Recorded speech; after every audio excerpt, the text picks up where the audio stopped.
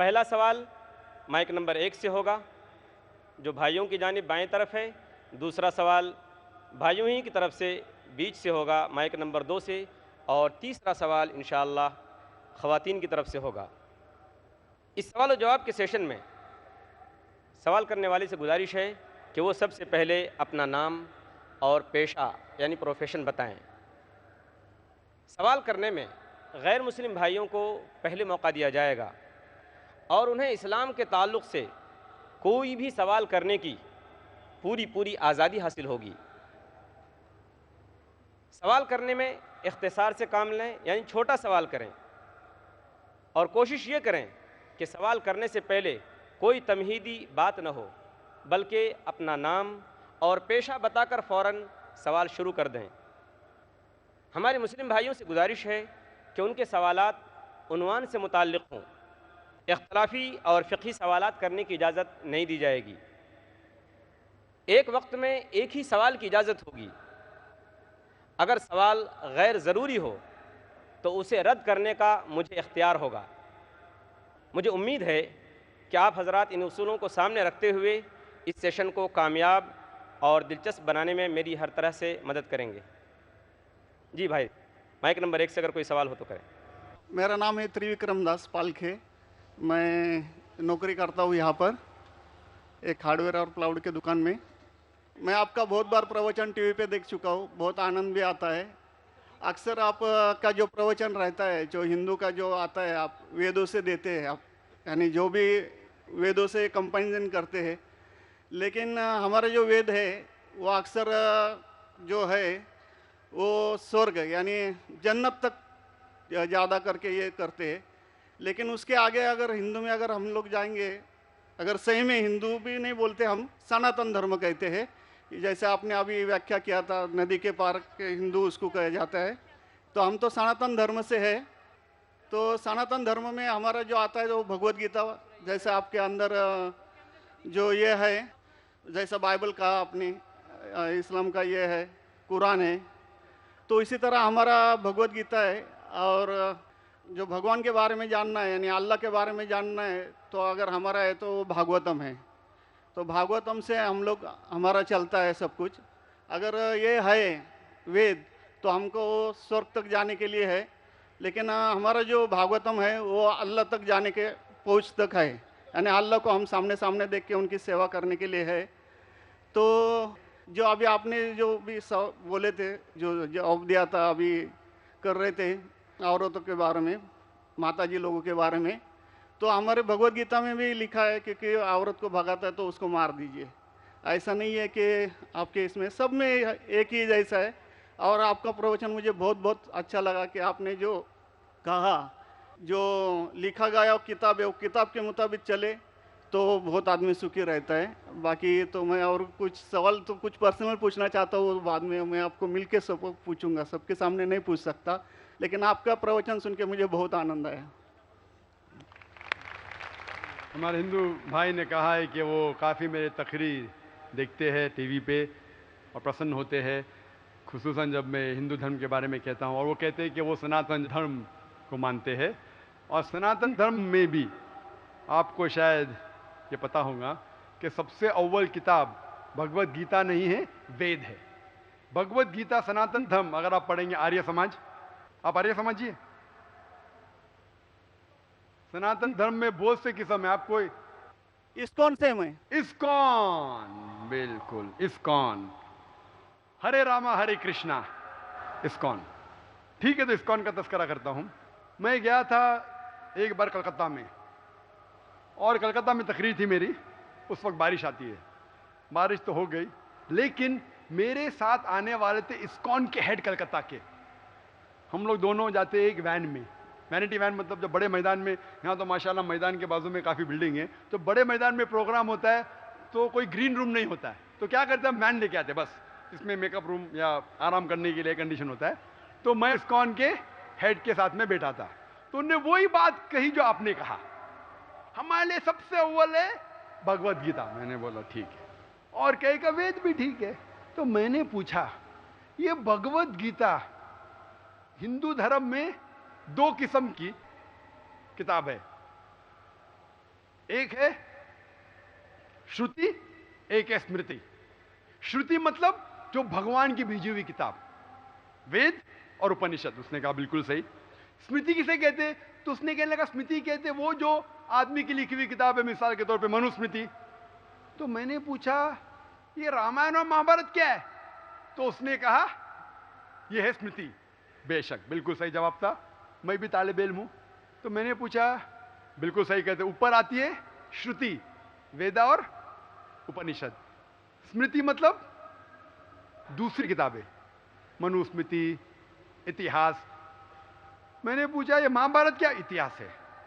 तो मैंने उससे पूछा गुरुजी ये बात मेरे इल्म के हिसाब से भगवत गीता एक हिस्सा है महाभारत का, 18 चैप्टर का, सही है? अरे बिल्कुल सही है, आप बहुत इल्म रखते। मैंने बेशक। तो जब भगवत गीता महाभारत का हिस्सा है तो महाभारत स्मृति है क्या श्रुति है? चुप बैठ। स्मृति है बोला। तो स्मृति ऊपर क्या नीचे? तो बोले हाँ आपके पास इल्म है ना इसलिए आप जानते। हम लोग को कहते हैं भगवत गीता ऊंची है, लेकिन हम सही कहते हैं ये भगवत गीता वेद का निचोड़ है। निचोड़ है लेकिन वेद ऊपर है, खुदा की किताब है। भगवत गीता इंसान की लिखी है, किसके जरिए? स्कॉलर्स के। आपके इस्कॉन के गुरु भी कहेंगे वो। लेकिन आप आम आदमी हैं, आप शायद ये पेचीदा चीजें को जानते नहीं। हम तालिब इल्म हैं, मैं स्कॉलर नहीं हूं, तालिब इल्म हूं तकाबिल मज़ाहिब का, इस्लाम एंड कंपैरेटिव रिलीजन का। तो बोले बेशक आप बिल्कुल सही कहते। तो मैं कहूंगा अगर वेद और भगवत गीता में टकराव है किसकी बात मानेंगे? तो बोले आमतौर पे तो हम कहते हैं भगवत गीता ऊपर है, लेकिन आप सही कहते क्योंकि आपका दिल में। तो मैं वो डबल स्टैंडर्ड क्यों? जिसके बाद दिल में बदल जाता है क्या? 2 + 2 4 ही रहता है, चाहे वो सेकेंड स्टैंडर्ड में या 10th स्टैंडर्ड में। 2 + 2 वही रहेगा, 4 बदलेगा नहीं। तो मैं ये कहता हूं गुरुजी से, आपके संत से, कि आप अपनी किताब लोगों में आम करो, हिंदुओं में आम करो वेद। लेकिन हिंदू धर्म में सिर्फ ब्राह्मण ही वेद को पढ़ सकता है, क्षत्रिय नहीं पढ़ सकता है। क्यों? बाकी लोग नहीं पढ़ सकते, वेद व्यास शूद्र नहीं पढ़ सकता। क्यों? हमारे मजहब में ऊंच नीच नहीं है, काला या सफेद, अमीर या गरीब, राजा या फकीर कुरान पढ़ सकता है। नमाज के लिए जब उस ईश्वर की हम इबादत करते हैं, जब खड़े होते नमाज के लिए कंधे से कंधा मिला के करते, चाहे वो फकीर या अमीर या गरीब, फकीर या राजा साथ में खड़ा है तो कंधे से कंधे मिला के खड़ा होता है। और आप यहाँ देखेंगे, और मैं अल्हम्दुलिल्लाह कई बार सऊदी अरब गया हूँ और किंग अब्दुल्ला की दावत पे भी गया हूँ। माशाल्लाह उनकी सिक्योरिटी रहती है, तो सिक्योरिटी हट जाती है, आप साथ में तो साथ में। अल्हम्दुलिल्लाह राजा या फकीर, अमीर या गरीब, काला या सफेद, यकसा है।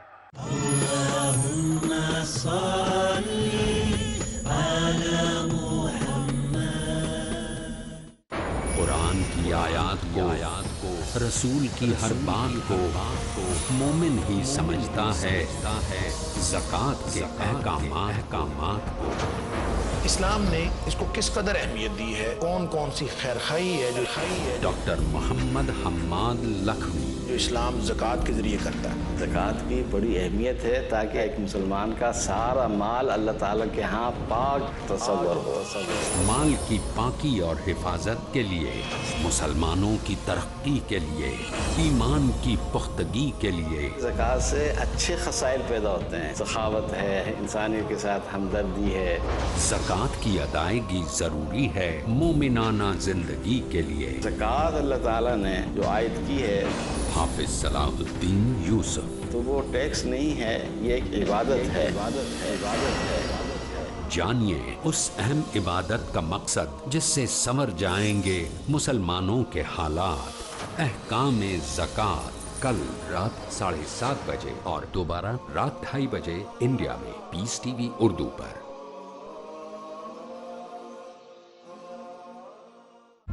Fridays provide. In Britain, we are facing one big problem, that are you Muslim or British? The space to talk. In India, back home, they ask, are you a Muslim first or Indian first? And we Muslims should know how to reply, how to turn the tables over. The place to knock.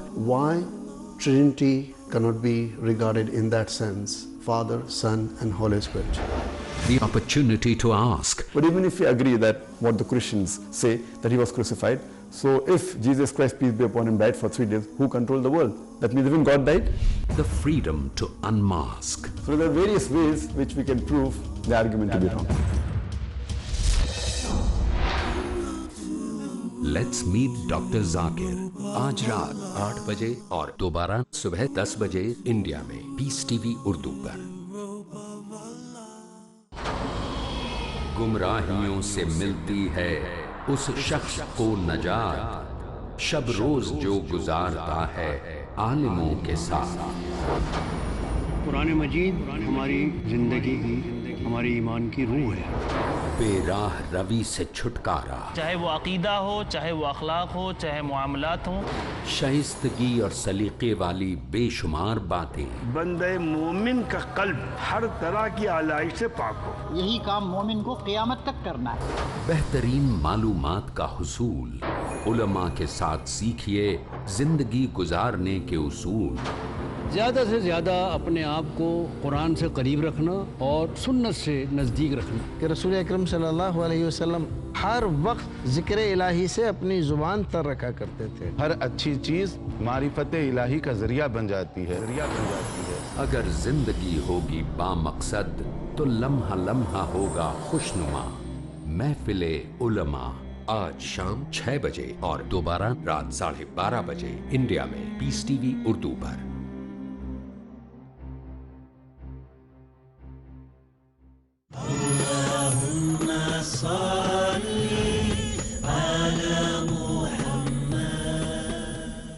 तो मैं ये कहना चाहता हूं, आप बिल्कुल सही कह रहे थे कि वेद स्वर्ग की बात करता है लेकिन खुदा की बात भी करता है। भगवत गीता में भी स्वर्ग की बात लिखा है, खुदा का भी लिखा है। आप बोले अल्लाह के करीब आने के लिए भगवत गीता सही है, बराबर। मैं ये नहीं कह रहा हूँ कि वेदों में नहीं कहा, वेदों में बहुत आखिरी में आता है, लेकिन जो भगवत गीता जो है वो डायरेक्ट भगवान हुआ है, यानी अल्लाह ने कहा हुआ है, ऐसा है। तो इसके लिए अभी वेद तो संस्कृत में है, वो पढ़ नहीं सकते, लेकिन जो भगवत गीता है वो बहुत सारी इसमें ट्रांसलेशन हो गई है। और जो भगवत गीता है बहुत सारे आदमी ने यानी लिखी हुई है, करीबन 200-300 लोगों ने लिखी है अपने अपने हिसाब से। हाँ, बिल्कुल सही कहा। लेकिन इस्कॉन का जो गीता है भगवत गीता वो गुरु परंपरा में है, वो भी आदमी है, एज इट इज लिखा हुआ है। यानी वो परंपरा में अगर गया तो कृष्ण तक गया, यानी जिसने जो कहा है वो एज इट इज है, इसके लिए उसका लिखा हुआ as it is Bhagavad Gita. आपके स्वामी प्रभुपदा, बराबर। यस, बराबर हुआ। स्वामी प्रभुपदा। प्रभुपदा इंसानी थे ना? हाँ, इंसानी थे ना, मैं किधर ना बोल रहा हूँ। ये हमारा कुरान जो है ना डायरेक्ट अल्लाह की तरफ से ना मोहम्मद सल्लल्लाहु अलैहि वसल्लम ने लिखा है। हम लोग ने ये कुरान जो है डायरेक्ट अल्लाह की नाज़िल यूं बहू। इसलिए जितने भी दिगर मज़ाहिब की किताब है जैसे वक्त जाने लगे बदलते गए। आप बिल्कुल सही कहते हैं। 300 किस्म की किताब है, बाइबल सैकड़ों किस्म, हमारे IRF में 200 किस्म की बाइबल है। आप किस में मानेंगे? कुरान आप लो, कोई भी कुरान लो, इंडिया में, अमेरिका में, यूके में, हिंदुस्तान में, पूना में, हूबहू वही है। एक लफ्ज की बात दूर रही, आ की मात्रा, ई की मात्रा, जबर जेर पेश, वो भी फर्क नहीं है। फत्ता दम्मा कसरा में भी फर्क नहीं है। ओरिजिनल कुरान में तो फत्ता दम्मा कसरा था नहीं, लेकिन आज जब हम पढ़ते हैं माशाअल्लाह। तो मैं ये कहना चाहता हूं जितनी भी किताबें पहले आई आज भी, आप बिल्कुल सही कहते हैं, भगवत गीता वेद का निचोड़ है। लेकिन जब निचोड़ होता है वो असली फल से कॉन्ट्रडिक्ट करे तो फल और अहम है। मैं बिल्कुल मानता हूं, स्वामी प्रभुपदा मानते हैं कि भगवत गीता क्या है, वेद का निचोड़ है। और वो कहते हैं, मैं भी पढ़ चुका हूं, आपकी Bhagavad Gita as it is पढ़ चुका हूं, उसमें ही लिखा, उसका ही ट्रांसलेशन था। भगवत गीता अध्याय नंबर 7 श्लोका नंबर 20 में, जो कोई दुनियादारी के पीछे भागता है वो गलत खुदाओं के पीछे भागता है। आपकी भगवत गीता में लिखा एज इट इज में, और उसका अगर प्रीफेस पढ़ेंगे उसमें लिखा है कि ये जो वेद है वो गाय है, भोज से गाय है, और कृष्ण क्या है, दूध निकालने वाला इंसान, और दूध क्या है, भगवत गीता है। सही कह रहा हूं कि नहीं? प्रीफेस में लिखेला। कौन कहता है? आपके स्वामी प्रभुपदा। मुझे उसका ट्रांसलेशन पसंद है। अक्सर हमारे वहां भी माशाअल्लाह 50 से ज्यादा भगवत गीता है। मैं लेकिन स्वामी प्रभुपदा की गीता को पसंद करता हूं, अच्छी गीता है, इसीलिए मैं प्रीफेस कह रहा हूं।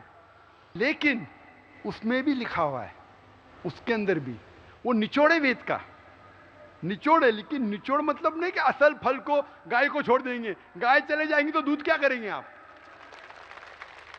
गाय रहेंगी तो दूध मिलते रहेगा ना, दूध को लेंगे गाय को मार देंगे, दूध आपका खत्म हो जाएगा। भाई गाय को जिंदा रखो, रोज दूध लो, बराबर के नहीं, दूसरे बच्चे पैदा करेंगे गाय, लेकिन तो गाय को मत छोड़िए।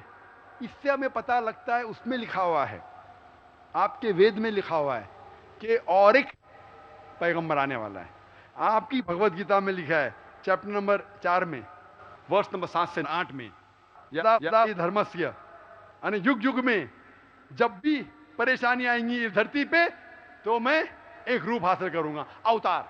अवतार की सही मानी आपको मिलेगा वेद से, उसमें पता चलता है जिसे हम कहते हैं पैगंबर, आखिरी पैगंबर, आखिरी अवतार कौन है? कल के अवतार। अगर आप भगवत गीता में मानते, अगर आप वेद में मानते, आपको आखिरी अवतार कल के अवतार में मानना ही पड़ेगा, फिर ही आप कह सकते मैं असल भक्त हूं भगवत गीता का। वो तो है ही, आपने जो बताया कल के अवतार तो आने वाला तो ही है, मानते कल के अवतार में आने वाला है, आ चुका है।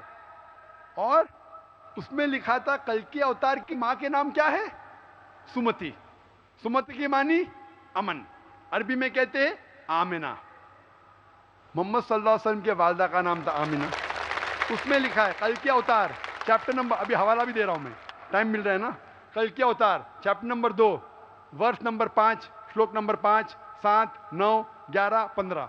इसमें लिखा है कि उसके वालिद का नाम है विष्णु यास। विष्णु यास मतलब खुदा का बंदा, अरबी में तर्जुमा करेंगे अब्दुल्ला। मोहम्मद सल्लल्लाहु अलैहि वसल्लम के वालिद का नाम था अब्दुल्ला। उसमें लिखा है वो इसी जगह में पैदा होंगे जो अमन की जगह है। हम मानते हैं कि मक्का एक अमन की जगह है। उसमें लिखा है कि वो उस फैमिली में पैदा होंगे जो उस इलाके के अमीर होंगे। हम जानते हैं कि कुरैश के फैमिली में पैदा हुए थे मोहम्मद सल्लल्लाहु अलैहि वसल्लम। उसमें लिखा है कि वो 12वीं तारीख माधव के दिन पे पैदा होंगे, वो 12वीं रब्बी अव्वल मोहम्मद सल्लल्लाहु अलैहि वसल्लम पैदा है।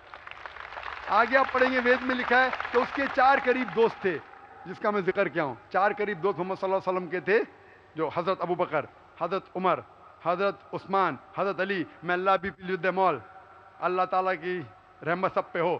किसके बारे में जिक्र करें? उनको सबसे पहली जो वही आएंगी वो आएंगी एक गार के अंदर। हम जानते हैं मोहम्मद सल्लल्लाहु अलैहि वसल्लम सबसे पहली वही आए गारे हिरा में।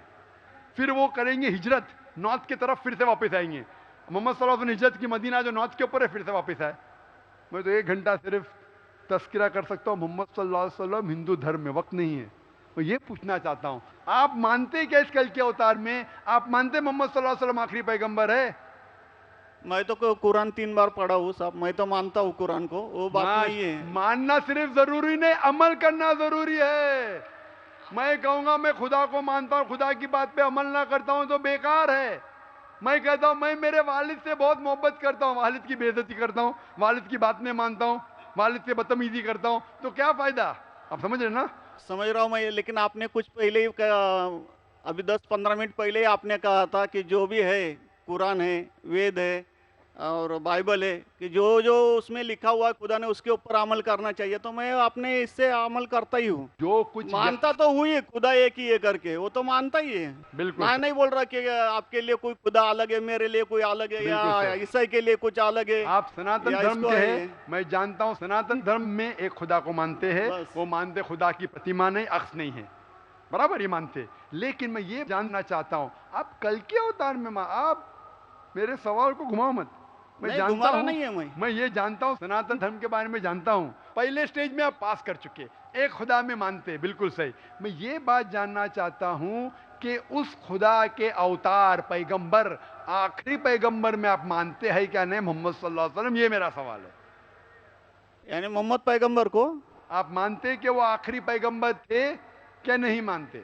वो तो मानता हूँ मैं, मुझे मालूम है ना मोहम्मद पैगंबर आखिरी थे मोहम्मदन में। वो तो मानता ही हूँ। मोहम्मदन में ने आपके लिए, सबके लिए है ना। बिल्कुल सही। तो कोई धर्म, कोई एक मजहब का थोड़ी रहता है गुरु, तो सबके रहता है। वो एक मजहब का थोड़ी गुरु रहता है कि वो एक मजहब के लिए, वो सब मजहब के लिए गुरु रहता है। तो मानता ही मैं उसको। बिल्कुल सही। लेकिन ये कहना कि सब मजहब यकसा है हूबहू, ये सही नहीं। यकसानियत है, इसीलिए मैंने कहा यकसानियत पे अमल करो। आप बोलेंगे मैं सब हिंदू चीज पे अमल करूंगा, कई हिंदू जाते बुत परस्ती करने के लिए, आप नहीं करते, अच्छी बात है अल्हम्दुलिल्लाह, इसीलिए मैं आपको कॉन्ग्रेचुलेट करता हूं। आप बुत परस्ती नहीं करते, मैं आपको कॉन्ग्रेचुलेट करता हूं, मैं कॉन्ग्रेचुलेट करता हूं, क्योंकि सनातन धर्म बुत परस्ती नहीं करता है। अल्हम्दुलिल्लाह सुम्मा अल्हम्दुलिल्लाह आप आधे इम्तिहान में सफलता पा गए। अभी ये पूछता हूं मैं, जैसे आपने कहा आप अगर मोहम्मद सल्लल्लाहु अलैहि वसल्लम को आखिरी पैगंबर मानते हैं तो उसके पैगाम पे अमल करना ज़रूरी है। सिर्फ पैगाम को पढ़ना ज़रूरी नहीं, पैगाम पे अमल करना ज़रूरी है। अगर मैं कहता हूं मानता हूं लेकिन अमल नहीं करता तो कोई फ़ायदा नहीं। तो ये होता है कि अपने मन से खुदा की बात जो आखिरी पैगाम है कुरान शरीफ और आखिरी पैगंबर मोहम्मद सल्लल्लाहु अलैहि वसल्लम में मानना ज़रूरी है, फिर ही आप सही तरीके से मज़हब को पहचान सकेंगे। Hope that answers the question. नहीं, थैंक यू। कुछ बोलेंगे आपको? मुझे ये कहना चाहिए था, अभी आप बोल रहे थे अमल करना चाहिए, अमल करना चाहिए, तो मैं मोमिन बनने का पूरा कोशिश किया, क्योंकि मैं वो मोमिन का क्या रहता है वो 3-4 इसमें सुन चुका हूँ। मोमिन का क्या रहता है? मोमिन का जो बताया था ना, क्या जो रीजन जो कैसा रहता है मोमिन, कैसा रहता है मैं जानना चाहता हूँ। नहीं, मैं इतना याद में जितना रखा हूँ मैं जो भी याद नहीं सकता है, जो भी याद है बोल लीजिए, नो प्रॉब्लम। जो कमी है मैं पूरी कर लूंगा। नहीं यार, जान लीजिए, अगर दूसरे को भी क्वेश्चन पूछना है मैं आपसे मोहब्बत करता हूँ, मैं आपको पर्सनली मिलता हूँ बाद में। अच्छा, बाद में मिलेंगे स्टेज के बाद इंशाल्लाह। ठीक है, हरे कृष्णा।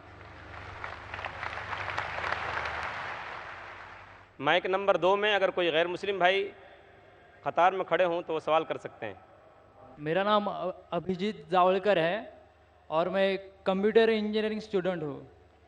सर, मुझे आपसे ये पूछना है कि अगर कोई मुस्लिम कुरान के ऊपर हाथ रखकर कोई कसम खा ले तो क्या वो कसम वापस ले सकता है?